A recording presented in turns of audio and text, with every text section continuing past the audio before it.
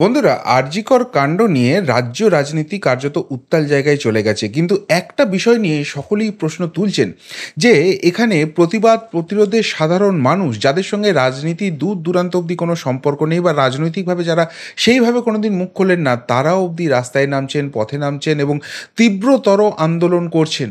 কিন্তু যারা এই রাজ্যের প্রধান বিরোধী দল সেই বিজেপি, তাদের নেতারা বিক্ষিপ্তভাবে আরজিকর নিয়ে কথা বলছেন। মাননীয় বিরোধী দলনেতা শুভেন্দু অধিকারী আছেন, কেন্দ্রীয় প্রতিমন্ত্রী তথা রাজ্য সভাপতি ডক্টর সুকান্ত মজুমদার আছেন, শ্রমিক ভট্টাচার্য আছেন বা অন্যান্য নেতানেত্রী আছেন। তারা হয়তো বিক্ষিপ্ত বিচ্ছিন্নভাবে আরজিকর নিয়ে কথা বলছেন, তাদের প্রোটেস্টের কথা বলছেন, কিন্তু সেইভাবে পতাকা নিয়ে রাজনৈতিকভাবে বিজেপির এন্ট্রি তো হচ্ছে না। অনেকে বলছেন যে দেশের যিনি প্রধানমন্ত্রী রয়েছেন সেই নরেন্দ্র মোদী বা কেন্দ্রীয় স্বরাষ্ট্রমন্ত্রী অমিত শাহ, তারা তো বাংলা নিয়ে এত কথা বলেন, কিন্তু বাংলায় এরকম অবস্থা রয়েছে সেখানে ৩৫৫ বা ৩৫৬ ধারা জারি করা দূরের কথা, এই নিয়ে সেইভাবে প্রকাশ্যেই কথা বলছেন না, নির্যাতিতার পরিবারটার সঙ্গেও কথা বলছেন না। তাহলে কি যে তত্ত্বটা বাজারে ঘোরে সেটাই সত্যি? অর্থাৎ কেন্দ্রীয় বিজেপি নেতৃত্ব চাইছে না যে যত অসুবিধাই হয়ে যাক, মমতা বন্দ্যোপাধ্যায় এখান থেকে উৎখাত হন, তিনিই রাজ্য রাজনীতিতে অপ্রাসঙ্গিক হয়ে পড়ুন, এইটা বিজেপি চায় না, সেই জন্য তারা অস্বস্তি বাড়াচ্ছে না। অনেকেই বলছেন যে এই সেটিং তত্ত্ব নিয়ে যে এত কথা হয়, এই রকম পরিস্থিতিতে যখন কেন্দ্রীয় নেতৃত্ব কিছু বলছে না, বিজেপি সেইভাবে রাস্তায় নামছে না, সেই জায়গা থেকে তো আরও স্পষ্ট হয়ে যাচ্ছে যে সত্যিই সেই সেটিংটা আছে। সত্যিই কি সেটা আছে?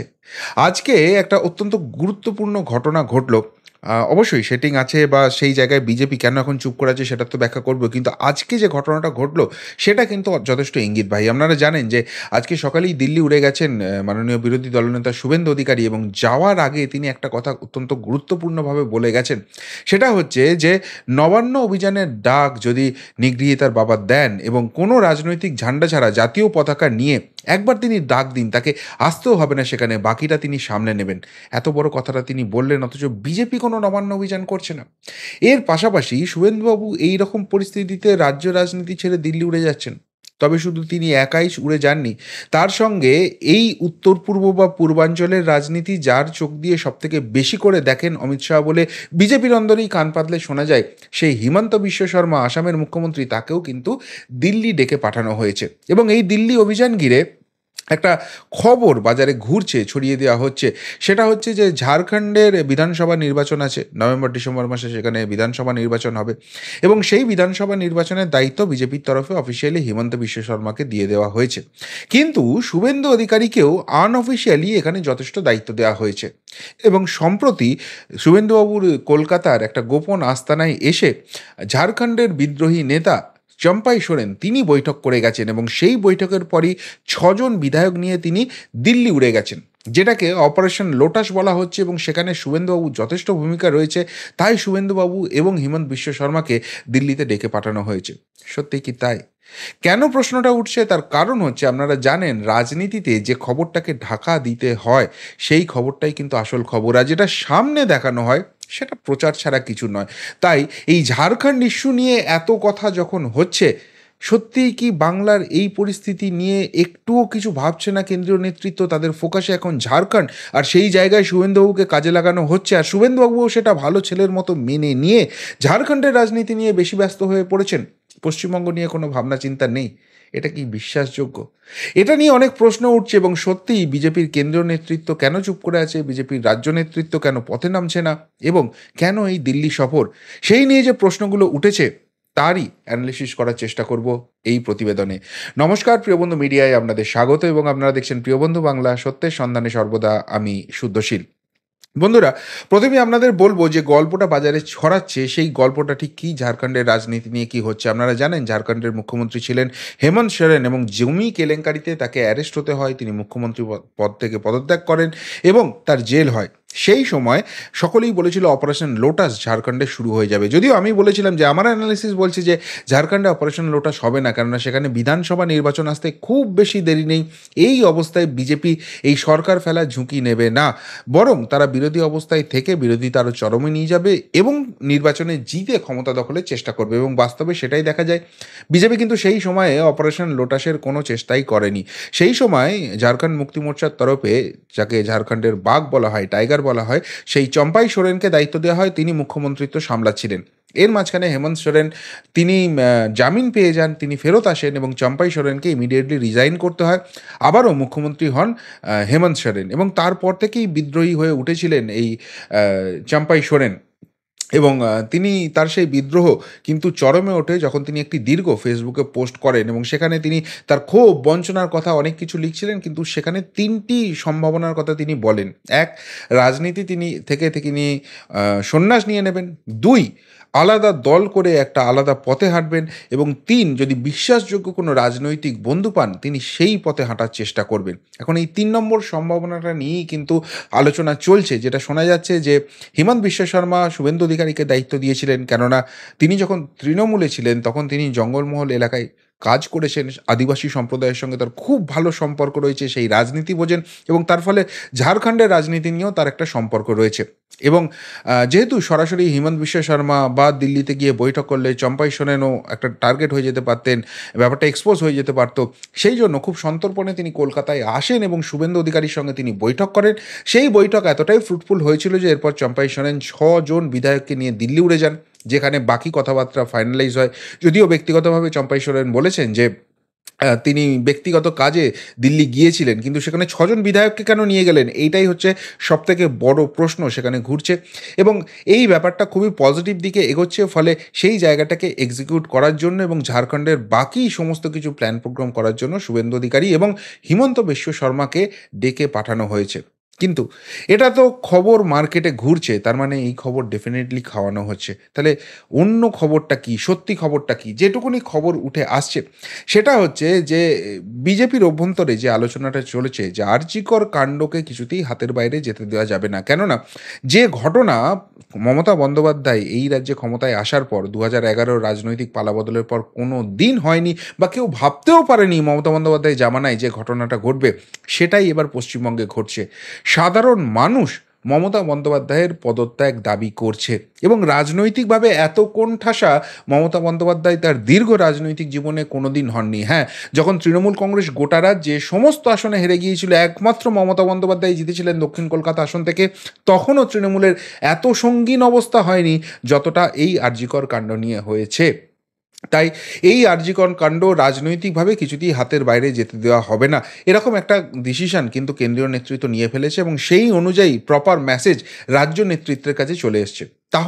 তাহলে প্রশ্নটা হচ্ছে যে বিজেপি রাস্তায় নামছে না কেন, বিজেপি রাজনৈতিক পতাকা ধরে এই আরজিকরের বিরুদ্ধে সরাসরি করছে না কেন?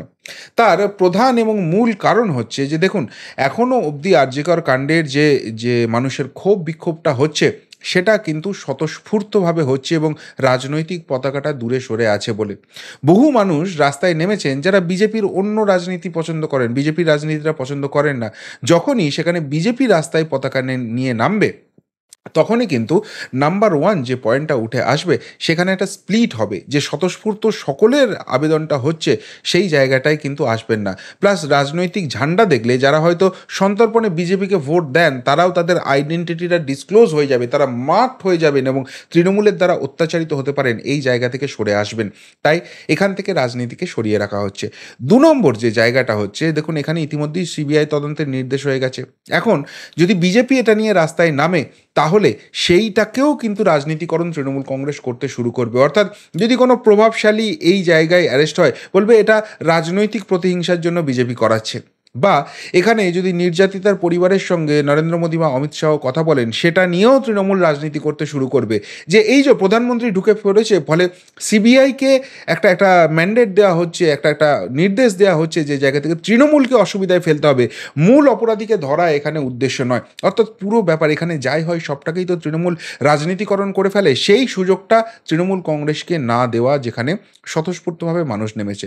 ২ নম্বর একটা উদাহরণ খুব ঘুরছে, যেটা আমার খুব ভালো লেগেছে। বলছে আপনি বিয়েবাড়িতে খেতে গেছেন, যিনি খাওয়াচ্ছেন, যিনি বিয়েবাড়ির কর্তা, তিনি ঠিক করেছেন যে তার মেন আইটেম হচ্ছে মাংস, খাসির মাংস হয়েছে, সেইটাই তিনি খাওয়াবেন লোককে, সুতরাং লোক সেটা বেশি করে খাবে, এটাকেই তিনি কনসেন্ট্রেট করে রেখেছেন। এখন প্রথম পাতে ভাত, ডাল আর আলু ভাজা এসছে, যেটা খুব সিম্পল, মানে কেউ এক্সপেক্টই করেনি যে সেটা খুব বেশি লোক নেবেন। কিন্তু দেখা যাচ্ছে সেই টেস্টটাই এত ভালো হয়ে গেছে যে লোক চেটে পুটে সেটা নিয়ে 3বার করে ভাত নিয়ে ডাল দিয়ে আলু ভাজা মেখে খাচ্ছে। তাহলে মাংস যখন আসার তখন আসবে, তার আগে এই যে ডাল ভাত আর আলু ভাজাটা খেয়ে পেটটা ভরিয়ে ফেলছে, এতে অসুবিধাটা কী আছে? তার মানে তো মাংসটা নষ্ট হবে তা তো নয়। মাংস সঠিক সময়েই আসবে, এবং যখন আসবে তখন এই ভরপেট আরও বেশি করে আসবে। সুতরাং তার ইম্প্যাক্টটা যথেষ্ট হবে। অর্থাৎ বিজেপি রাজনৈতিকভাবে নামার জন্য প্রস্তুত আছে, কিন্তু তার আগেই সাধারণ মানুষের যে জায়গাটা হচ্ছে, যে যে আন্দোলনটা হচ্ছে, তার ফলে সরকার যে অস্বস্তিতে পড়ছে, তারা ইতিমধ্যেই বেশ নড়বড়ে হয়ে গেছে। তারপর এবার মাটি কাঁপানো আক্রমণটা, রাজনৈতিক আক্রমণটা বিজেপি সঠিক সময়ে শুরু করবে, এমন একটা তত্ত্ব শোনা যাচ্ছে। কি হবে বাস্তবে সে তো ভবিষ্যৎ গেলেই বোঝা যাবে। আর ৩ নম্বর যে জায়গাটা, যেটার জন্য হিমন্ত বিশ্ব শর্মা এবং শুভেন্দু অধিকারীকে ডাকা হয়েছে, সেটা হচ্ছে যে একটা রিপোর্ট উঠে আসছে। এটা কতদূর সত্যি কতদূর মিথ্যে আবারও আমাদের জানার কোনো স্কোপ নেই, কিন্তু বিভিন্ন মহল থেকে রিপোর্ট বলা হচ্ছে যে এই রিপোর্টটা নাকি আইবি রিপোর্ট। এখন সেন্ট্রাল আইবি না স্টেট আইবি সেটাও আমি জানি না, কিন্তু এটা বহু বহু জায়গায় আলোচনা হচ্ছে। সত্য মিথ্যা আমার জানা নেই। সেটা হচ্ছে যে যে আইবি রিপোর্ট এসছে সেই অনুযায়ী দেখা যাচ্ছে যে 3 খণ্ডে ভাগ হতে পারে তৃণমূল কংগ্রেস। একদল অবভিয়াসলি তৃণমূল কংগ্রেসের সঙ্গেই থাকবে, এবং তারা কোনো অবস্থাতেই অন্য অবস্থান নেবেন না, কেননা তারা জানেন যে তৃণমূলের বাইরে গেলে তাদের কোনো রাজনৈতিক অস্তিত্ব নেই। কিন্তু একটা বড় অংশ বিক্ষুব্ধ, এবং তারা কিন্তু আর তৃণমূলের সঙ্গে থাকতে চাইছে না। এবং সবথেকে বড় কথা হচ্ছে, এই যে বিক্ষুব্ধ অংশটা রয়েছে, এই বিক্ষুব্ধ অংশটার একটা বড় অংশ আবার সংখ্যালঘু। তাদের তাদের রাগের কারণটা হচ্ছে যে বিভিন্ন নির্বাচনে সংখ্যালঘু সম্প্রদায় প্রমাণ করে দিয়েছে তারা তৃণমূলের সঙ্গে এককট্টাভাবে আছে। অথচ প্রশাসন হোক বা দলীয়ভাবে হোক, শীর্ষ স্তরে কিন্তু সেই সংখ্যালঘু সম্প্রদায়ের কাউকে নিয়ে আসা হচ্ছে না। ফলে সেই জায়গাটা থেকে তারা ক্ষোভ বাড়ছে, এবং যেভাবে তাদের গায়ে লেবেলটা সেঁটে যাচ্ছে, তাতে আগামী দিনে তৃণমূল যখন এই রাজ্য থেকে ক্ষমতা থেকে যাবে এবং বিজেপি যদি ক্ষমতায় আসে, তারা কিন্তু মারাত্মকভাবে ক্ষতিগ্রস্ত হতে পারে। ফলে এই জায়গায় যেহেতু তৃণমূলেও তারা কিছু পাচ্ছে না, আর আগামী দিনে তারা মার্কড হয়ে যেতে পারে, তারা একটা বিকল্প ভাবনা চিন্তা করছে, এবং সেই ভাবনা চিন্তা থেকে তারা হয়তো বিজেপি নয় কিন্তু অন্য কোনো রাজনৈতিক মঞ্চকে তারা বেছে নিতে পারে। সেটা একটা নতুন দল হতে পারে, সেটা আইএসএফ হতে পারে, সেটা কংগ্রেস হতে পারে। এরকম একটা জায়গায় একটা অংশ চলে গেছে। আর একটা অংশ থাকছে তারা সরাসরি বিজেপিতে আসার জন্য নাকি ভাবনা চিন্তা করছে। এবং এই যে জায়গাটা তৈরি হয়েছে, ফলে আগামী দিনে যখন এই রাজ্যে মমতা প্রশাসনের উপর আরও বেশি চাপ বাড়বে এবং আর নবান্নের গদি টিকিয়ে রাখতে পারবেন না, বুঝে যাবেন খোদ মমতা বন্দ্যোপাধ্যায়, তার রিজাইনের মতো জায়গা হবে, তখন কিন্তু একটা বড় স্প্লিট হতে পারে তৃণমূল কংগ্রেসে। আর সেই যে জায়গাটা হবে সেটাই বাংলার রাজনৈতিক সন্ধিক্ষণ। আর সেটা নিয়েই কি বিশেষ কিছু জায়গা তৈরি হয়েছে, বিশেষ কিছু রিপোর্ট গেছে, যে কারণে হিমন্ত বিশ্ব শর্মা এবং শুভেন্দু অধিকারীকে একসঙ্গে ডেকে পাঠানো হলো, এবং সেটা নিয়ে বিস্তারিত আলোচনা হবে।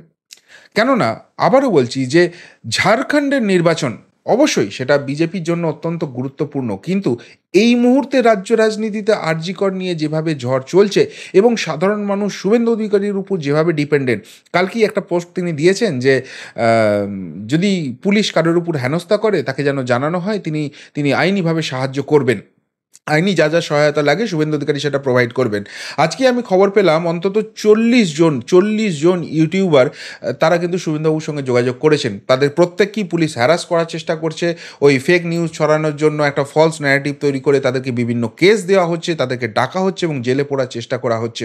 ফলে শুভেন্দু অধিকারী খুব ভালো করেই জানেন যে এই মুহূর্তে বাংলায় যে উত্তপ্ত রাজনৈতিক পরিস্থিতি রয়েছে, সেখানে শাসক কোণঠাসা, এবং সেই কোণঠাসা শাসক তার ক্ষমতা টিকিয়ে রাখার জন্য চূড়ান্ত রকমের সমস্ত কিছু নিয়ম কানুন আইন সব কিছুকে বুড়ো আঙুল দেখিয়ে দাঁত নোখ বার করে আক্রমণ করবে।